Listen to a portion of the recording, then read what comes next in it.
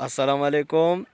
زه په ضلع شانګله تالون کې زه حاضر یم د مولانا عمر تاج صدیقي صاحب سره او ماشاءالله ډیر ښکلی منظر دی، ډیر خوش قسمته دی چې تقریبا د نن نه 2 ورځې مخکې دی د کراچۍ نه راغی او نن چې دی نو واوره هم وشوله او ډیر خوبصورت منظر ته ځان راورسولو.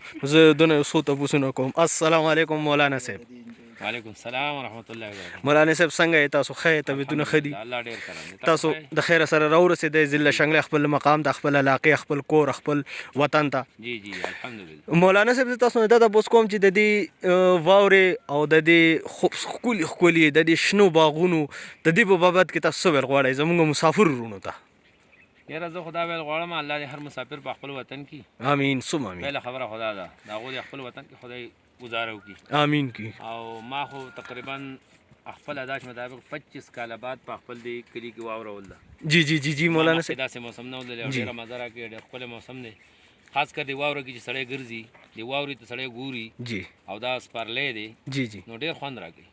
سپرلی به بیا په ګلو راشي. د تورو خاورو مسافر کله راځي. واه مولانا صاحب واه مولانا صاحب واه.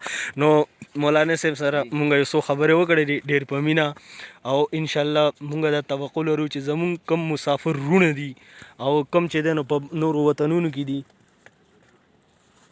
پوه شوې، او چې کم په بهر ملک کې دي بلې علاقه کې دي هغو به دا ویډیو چې د ډېره خوښوي د هغې وجوهات دا دي چې دو د خپل وطن نه بهر دي او انشاءالله چې مونږ کوشش کوو چې دا ویډیوز چې مونږ د خپلو مسافر وروڼو ته یو ډالۍ لیږو او انشاءالله العزیز چې دا به ډېره زیاته چې دی نو هغو خوښه کړي او ډېر زیات به انشاءالله د دې نه هغو خوشحاله به هم شي د مونږ نه پوه شوې.